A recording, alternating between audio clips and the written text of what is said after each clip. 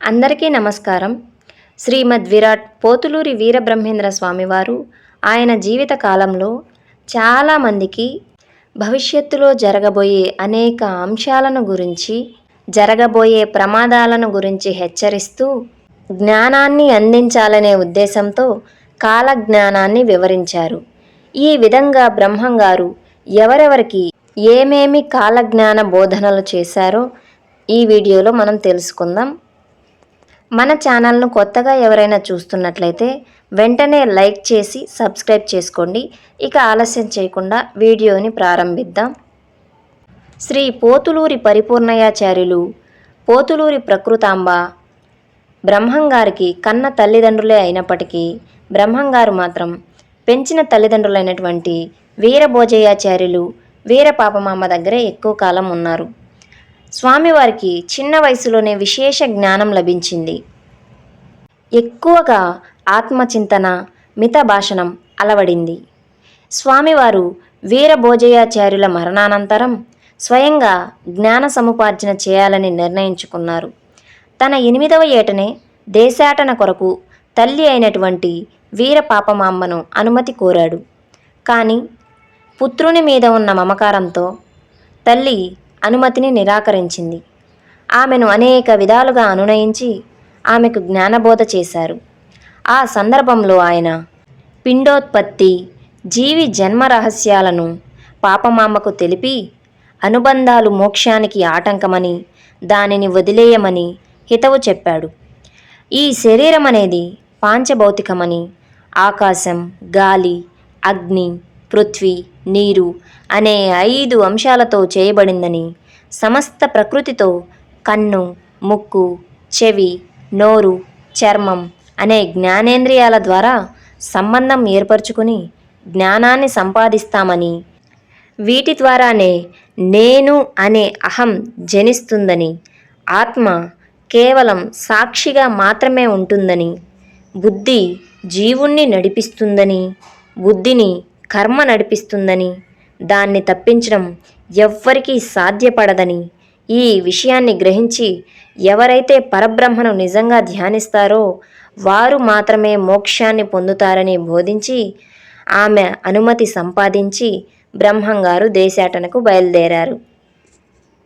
తల్లిని వదిలి బ్రహ్మంగారు జ్ఞాన సముపార్జన చేసుకుంటూ అన్ని పుణ్యక్షేత్రాలు చూసేందుకై తిరుగుతూ బనగానపల్లెకు వచ్చి పగలంతా తిరిగి రాత్రికి ఒక ఇంటి అరుగు మీద విశ్రమించారు. అక్కడే నిద్రపోయారు కూడా. తెల్లవారిన తరువాత ఇంటి యజమానురాలైన అచ్చమ్మ ఆయనను చూసి, నీవు ఎవరు? ఇక్కడికి ఎందుకు వచ్చావు? ఇక్కడ ఏం చేస్తున్నావు అని ప్రశ్నించింది.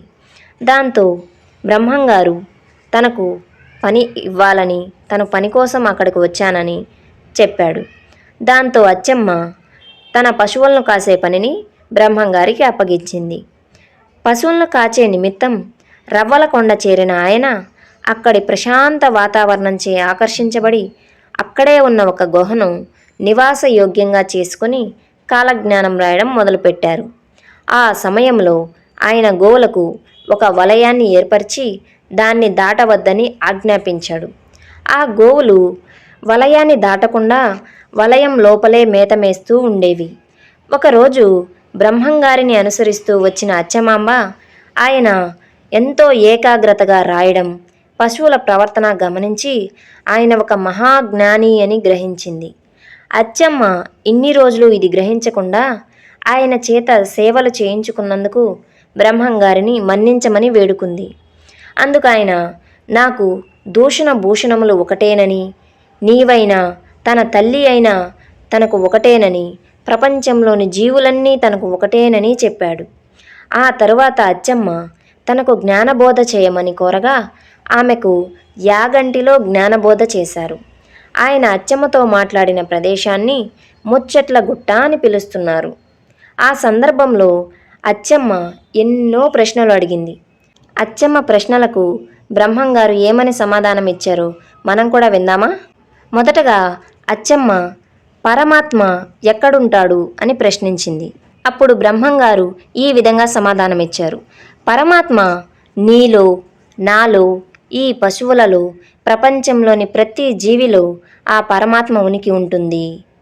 ఇక అచ్చమ్మ రెండవ ప్రశ్న వేసింది. స్వామి, పరమాత్మను మనం ఎలా తెలుసుకోగలం? దానికి బ్రహ్మంగారు, పరమాత్మను తెలుసుకోవడానికి అనేక మార్గాలున్నప్పటికీ భక్తి, ధ్యాన మార్గాలు శ్రేష్టమైనవి. భక్తి మార్గం అంటే పరమాత్మను తలుచుకుంటూ గడపడం. ధ్యాన మార్గంలో ప్రాణాయామం లాంటి వాటి ద్వారా పరమాత్మ గురించి తెలుసుకోవడం అని వివరించాడు. ఇక అచ్చమ్మ మూడవ ప్రశ్న అడిగింది. పరమాత్మ స్త్రీయా పురుషుడా స్వామి? ఆ ప్రశ్నకు బ్రహ్మంగారు, పరమాత్మ నిరాకారుడు, నిర్గుణుడు, వర్ణనకు అతీతుడు అని తెలియజేశాడు. అంతేకాకుండా అచ్చమ్మకు కొన్ని కాలజ్ఞాన అంశాలను గురించి వివరించారు. అవి: వేశ్యల వలన ప్రజలు భయంకర రోగాలకు గురి అవుతారు. మనుషులు వావి వరసలు లేకుండా ప్రవర్తిస్తారు. వారికి డబ్బే ప్రధానమవుతుంది. రాజులు తమ ధర్మాన్ని మరచి విందులు వినోదాలలో మునిగి ధర్మభ్రష్టులవుతారు. శాంతమూర్తులకు కూడా కోపం విపరీతంగా వస్తుంది. వివిధ వర్ణాల వారు తమ ధర్మం వదిలి ఇతర ధర్మాలను ఆచరించి నాశనమవుతారు. పంటలు సరిగా పండక, పాడి పశువులు సరిగా పాలివ్వక భయంకరమైన కరువు సంప్రాప్తిస్తుంది. బ్రాహ్మణులు తమ ధర్మాలను వదిలి ఇతర కర్మలను ఆచరించడం వలన దేశం అల్లకల్లోలమవుతుంది. చోళమండలం నష్టాల పాలవుతుంది. వావి వరసలు గౌరవ మర్యాదలు క్షీణించి తండ్రి కొడుకును, కొడుకు తండ్రిని దూషిస్తారు. జనుల కడుపులో మంటలు పుడతాయి, నోటిలో బొబ్బలు లేస్తాయి. నెత్తురు కక్కుతూ రోగాల పాలై జనాలు మరణిస్తారు. జంతువులు కూడా అదే విధంగా మరణిస్తాయి. దుర్మార్గుల రాజులవుతారు. మంచి ప్రవర్తన కలవారు భయంకర కష్టాల పాలై హీనంగా మరణిస్తారు. మత కలహాలు పెరిగి ఒకరినొకరు చంపుకుంటారు. అడవి మృగాలు గ్రామాలు, పట్టణాలలో ప్రవేశించి మనుషులను చంపుతాయి. నీళ్లతో దీపాలను వెలిగిస్తారు. ఇతర దేశస్థులు భారతదేశాన్ని పరిపాలిస్తారు. మాచేర్లలో రాజులంతా ఒక స్త్రీ వలన కలహించుకుని మరణిస్తారు. పట్టపగలే చుక్కలు కనిపించి కొంతమంది ప్రజలు మరణిస్తారు. ఒకరి భార్యను ఒకరు వశపరుచుకుంటారు. స్త్రీ పురుషులిద్దరూ కామపీడితులవుతారు. శ్రీ వెంకటేశ్వర క్షేత్రంలో దొంగతనాలు జరుగుతాయి. మహమ్మదీయులు దేవాలయాన్ని దోచుకుంటారు. 5000 ఏళ్ల తర్వాత కాశీలో గంగ కనిపించకుండా మాయమైపోతుంది. చెన్నకేశవ స్వామి మహిమలు నాశనమవుతాయి. కృష్ణానది మధ్య బంగారు తేరు పుడుతుంది. అది చూసిన వారికి కళ్ళు పోతాయి. ప్రపంచంలో పాపుల సంఖ్య పెరిగి పుణ్యాత్ముల సంఖ్య తగ్గుతుంది. 5000 ఏళ్ల తర్వాత నేను వీరభోగ వసంతరాయులుగా అవతరించి ధర్మాత్ములను కాపాడి పాపాత్ములను శిక్షిస్తాను. నా భక్తులు తిరిగి నన్ను చేరుకుంటారు. శ్రీ వెంకటేశ్వర స్వామిని మహమ్మదీయులు కూడా పూజిస్తారు. కృష్ణ, గోదావరి నదుల మధ్య పశువులు పడి మరణిస్తాయి. తూర్పు నుండి పడమరకు 1 యోజనం దూరం వెడల్పుగా ఆకాశంలో చెంగావి చీర కట్టినట్లుగా కనిపిస్తుంది అని బ్రహ్మంగారు అచ్చమ్మకు జ్ఞానబోధ చేశారు. ఇదే విధంగా బ్రహ్మంగారు అన్నాజయ్యకు కూడా జ్ఞానబోధ చేశారు. అవేంటో ఇప్పుడు మనం చూద్దాం. ఎంతో మంది మార్బలం ఉన్న రాజులు కూడా సర్వనాశనమైపోతారు. గ్రామాలలో దొంగతనాలు పెరిగిపోతాయి. పిడుగులు పడి నదులు ఇంకిపోతాయి. విచిత్ర వ్యాధులు పుట్టి ప్రజలు కూర్చున్నవారు కూర్చున్నట్లే, నిలబడిన వారు నిలబడినట్లే మరణిస్తారు. రాత్రింబవళ్ళు గద్దలు గుంపులు గుంపులుగా కూడి అరుస్తాయి. నీటిలోని చేపలు తాము చనిపోతున్నామని పలుకుతూ వెలుపలికి వచ్చి చనిపోతాయి. శ్రీశైల పర్వతానికి ఒక ముసలి వస్తుంది. అది బ్రహ్మరామ గుడిలో దూరి 8 రోజులుండి మేకలా కూసి మాయమైపోతుంది. శ్రీశైలంలో అగ్ని వర్షం పుడుతుంది. గుగ్గిళ్ళ బసవన్న అనే నందీశ్వరుడు రంకెలు వేస్తాడు. కనకనమని కాలు దూతాడు. సూర్యమండలం నుండి మాటల రూపంలో శబ్దం వినపడుతుంది. విషవాయువు వచ్చినప్పుడు శివుని కంట నీరు కారుతుంది. గ్రామాలలో, పట్టణాల్లో నెత్తిటి వాన కురుస్తుంది. సూర్యుడు, చంద్రుడు ఉన్నంతకాలం నా మఠానికి పూజలు జరుగుతాయి. నా మఠానికి ఈశాన్యంలో ఒక చిన్నదానికి ఒక చిన్నవాడు పుడతాడు. అతడు నేనే దేవుణ్ణని, నన్ను పూజించండని పలుకుతాడు. నెల్లూరు సీమ మొత్తం నీట మునుగుతుంది అని అన్నాజయ్యకు బ్రహ్మంగారు జ్ఞానబోధ చేశారు. బనగానపల్లె నవాబు బ్రహ్మంగారి గురించి విని ఆయన నిజంగా మహిమాన్వితుడో కాదో అని స్వయంగా తెలుసుకోవాలనుకున్నాడు. స్వామివారిని తన వద్దకు పిలిపించాడు. వారు రాగానే స్వయంగా స్వాగతం చెప్పి స్వామిని ఆసీనులను చేశాడు. బ్రహ్మంగారికి పలహారాలు తీసుకురమ్మని సేవకుణ్ణి ఆజ్ఞాపించాడు. అయినా ఆయనకు మాంసాహారం తీసుకురమ్మని సేవకునికి ముందుగానే సూచన చేశాడు. నవాబు ఆదేశానుసారం సేవకుడు మాంసాహారం నింపిన పళ్ళ్యాన్ని బ్రహ్మంగారి ముందు ఉంచాడు. ఆయన పళ్ళెం పైనున్న వస్త్రాన్ని తీస్తే గాని పలహారం స్వీకరించనని చెప్పగా సేవకుడు అలాగే చేశాడు. ఆ పళ్ళెంలోని మాంసాహారం పుష్పాలుగా మారటం అక్కడి వారిని ఆశ్చర్యానికి గురిచేసింది. ఈ సంఘటనతో నవాబుకు ఆయన మహిమలపై విశ్వాసం కుదిరింది. ఆయనను పలు విధాలుగా ప్రశంసించారు. ఆ సందర్భంలో బ్రహ్మంగారు నవాబు సమక్షంలో కొన్ని కాలజ్ఞాన విశేషాలను చెప్పారు. విచిత్రమైన ఈత చెట్టు ఒకటి పుట్టి రాత్రుళ్ళు నిద్రపోతూ పగలు లేచి నిలబడుతుంది. అలా 7-8 సంవత్సరాలు ఉండి ఆ చెట్టు నశిస్తుంది. అది మొదలు దేశంలో తీవ్రమైన కరువు కాటకాలు ఏర్పడతాయి. ఈ కలియుగంలో 5097 సంవత్సరంలో ఎన్నో విశేషాలు జరుగుతాయి. అధాతృనామ సంవత్సరంలో అనేక ఊళ్ళల్లో రూపాయికి చిట్టెడు బియ్యం అమ్ముతారు. జనులు అరచి అరచి చేస్తారు. కలియుగం 5000 సంవత్సరాలు గడిచేసరికి గరిమిరెడ్డి అచ్చమ్మ వంశంలో ఎవ్వరూ మిగలరు.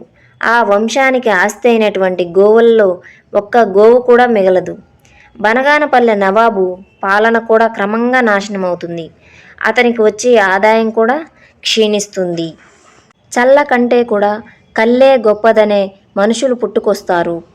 దేవుడే లేడనే నాస్తికవాదాన్ని ప్రపంచంలో చాలామంది అనుసరిస్తారు. ధర్మాన్ని వీడి ధనం కోసం సొంత రక్త సంబంధాన్నే చంపుకుంటారు. అమావాస్య నాడు ఆకాశంలో నిండు చందమామ కనిపిస్తుంది. అర్ధరాత్రి సమయంలో వెలుగులు చిమ్ముతూ సూర్యుడు ఉదయిస్తాడు. పగటిపూట అన్నా చెల్లెళ్ళుగా పిలుచుకుంటూ రాత్రి అయ్యేసరికి వావి వరుసలు మర్చిపోయి ప్రవర్తిస్తుంటారు. ఎక్కువగా తినటం, ఎక్కువగా నిద్రపోవడం వలన ప్రజలు అనేక సమస్యలకు గురి అవుతారు. పట్టపగలే ఆకాశంలోని చుక్కలను చూసి అనేక మంది మరణిస్తారు. ఇనుప స్తంభాలు చిగురించి పువ్వులు, ఫలాలు అందిస్తాయి అని స్వామి నవాబుకు చెప్పగా నవాబు బ్రహ్మంగారికి 70 ఎకరాల భూమిని దానం చేసి దానిని మఠం నిర్వహణకు ఉపయోగించవలసిందిగా కోరి ఉచిత మర్యాదలతో సత్కరించి సాగనంపారు. ఈ వీడియోని చివరి వరకు చూసిన ప్రతి ఒక్కరికి నా కృతజ్ఞతలు. శ్రీ పోతులూరి వీరబ్రహ్మేంద్ర స్వామి వారి జ్ఞానబోధలు మరిన్ని తెలుసుకోవాలనుకుంటే ఈ వీడియో కింద పార్ట్ 2 అని కామెంట్ చేయండి. ఈ వీడియో కనుక మీకు నచ్చినట్లయితే లైక్ చేసి మన ఛానల్ను సబ్స్క్రైబ్ చేసుకోండి. అలాగే వీరబ్రహ్మేంద్ర స్వామి వారి భక్తులకు ఈ వీడియోని షేర్ చేయండి. మరొక్కసారి ఈ వీడియోని చివరి వరకు చూసిన ప్రతి ఒక్కరికి ధన్యవాదాలు తెలుపుకుంటూ మరో మంచి వీడియోతో మళ్ళీ కలుద్దాం.